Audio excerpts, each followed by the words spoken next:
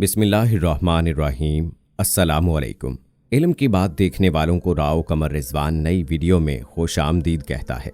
दोस्तों, इस वीडियो में हम बात करने वाले हैं कि अजान के वक्त कुत्ता क्यों रोता है। आपने देखा होगा कि अजान के वक्त, खास तौर पर फजर की अजान के वक्त बहुत ज्यादा कुत्ते रोते हैं। इनकी क्या वजह है, किस वजह से ये कुत्ते रोते हैं, ये हम आपको आज की इस वीडियो में बताएंगे। और दोस्तों, इसके साथ साथ हम आपको अजान से जुड़े एक अजीम मोज़े के बारे में भी बताएंगे और ये भी बताएंगे कि अजान के वक्त किन किन बातों का ख्याल रखना चाहिए और अजान के क्या क्या आदाब हैं, ये भी हम आपको आज की इस वीडियो में बताएंगे।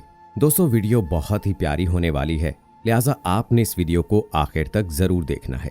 वीडियो में आगे बढ़ने से पहले गुजारिश है कि हमारे चैनल इल्म की बात को सब्सक्राइब कर लें और साथ में मौजूद बेल आइकॉन को भी जरूर प्रेस करें ताकि आने वाली हमारी वीडियोस का नोटिफिकेशन आपको बर वक्त मिलता रहे। वीडियो को लाइक और शेयर भी जरूर करें।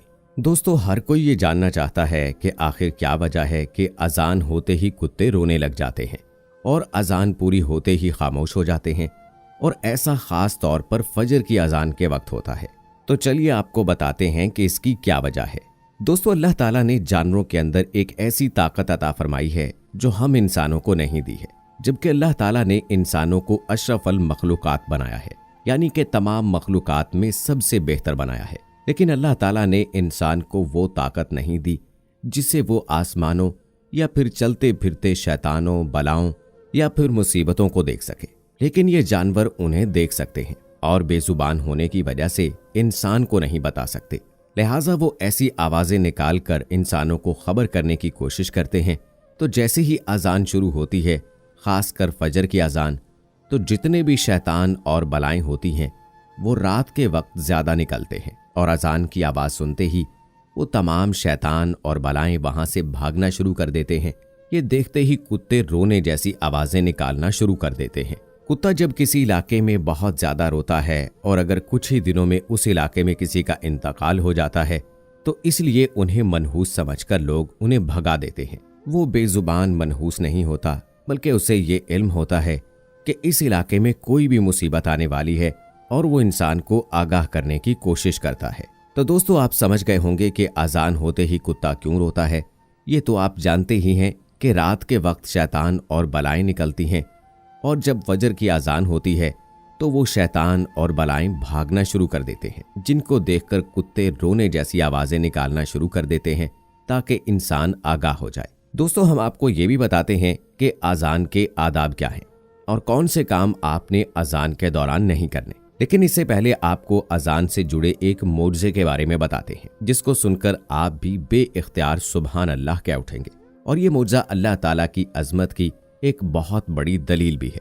और ये मोज़ा ये है कि अजान की आवाज ऐसी वाहिद आवाज है जो कि दुनिया भर में 24 घंटे गूंजती रहती है और 24 घंटों में कोई लम्हा ऐसा नहीं है जिसमें अजान की आवाज दुनिया में ना गूंज रही हो।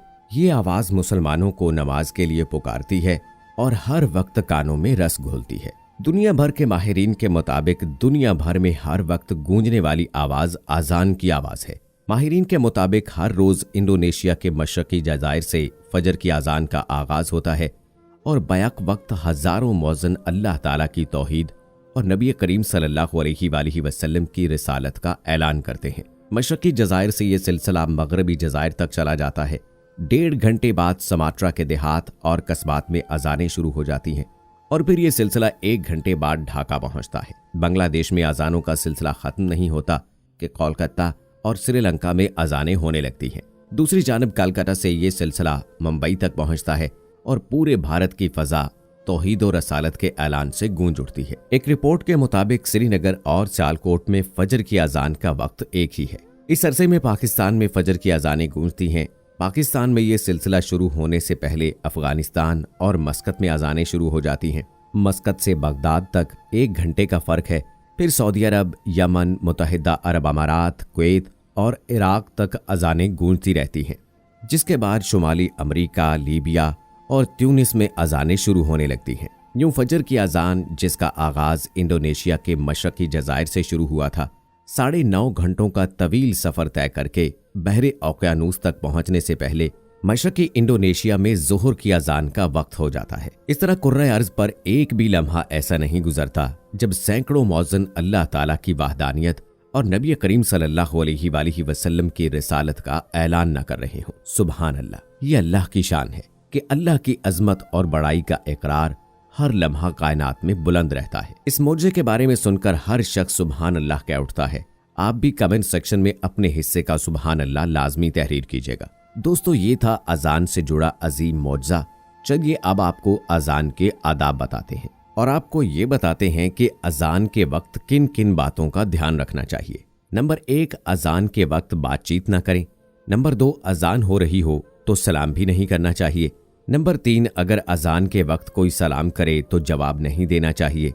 नंबर 4, अगर कुरान की तिलावत भी कर रहे हों तो अजान के वक्त खामोश हो जाएं। नंबर 5, अजान की कदर ना करने वालों पर अल्लाह का सख्त अजाब होगा। नंबर 6, अजान को गौर से सुने और अजान का जवाब दें। नंबर 7, रास्ते में अजान शुरू हो जाए तो ठहर जाएं। नंबर 8, अजान के वक्त अजान पर गौर ना करने वालों पर अल्लाह का अजाब होगा। नंबर 9, अजान के वक्त में किसी भी तरह का कोई संगीत नहीं सुनना चाहिए। नंबर 10, अजान के वक्त में औरतों को सर ढांपना चाहिए। नंबर 11, अजान के वक्त कभी भी पैर पसार कर नहीं सोना चाहिए। नंबर 12, जो शख्स अजान के वक्त बातों में मशगूल रहता है उसका खात्मा बुरा होने का खौफ है। नंबर 13, हैज़ो नफास वाली औरत को अजान का जवाब नहीं देना चाहिए।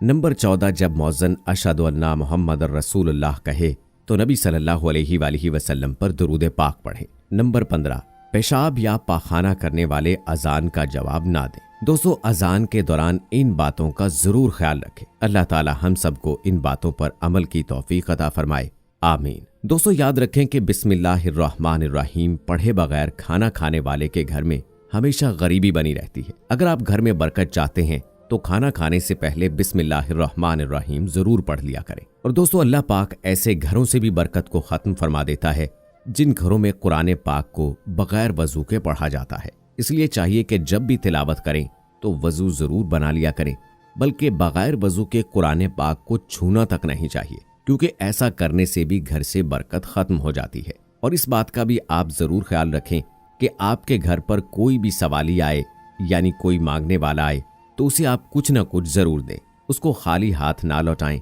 अगर आप उसको खाली हाथ लौटाते हैं और उसके मुंह से आपके लिए कोई बद्दुआ निकल गई तो आपका घर तबाह बर्बाद हो सकता है। दोस्तों, हम ये उम्मीद करते हैं कि आपको हमारी आज की ये वीडियो जरूर पसंद आई होगी। अगर आपको हमारी आज की ये वीडियो पसंद आई है तो सबसे पहले तो इस वीडियो को लाइक करें और अपनी राय का इजहार कमेंट सेक्शन में करें। और आपसे एक बार फिर दरख्वास्त है कि आप हमारे चैनल इल्म की बात को जरूर सब्सक्राइब कर लें और साथ ही लगे घंटी के बटन को भी क्लिक करें ताकि आपको हमारी आने वाली मजीद वीडियोस का नोटिफिकेशन मिलता रहे। मिलते हैं अगली वीडियो में, तब तक के लिए अल्लाह हाफिज।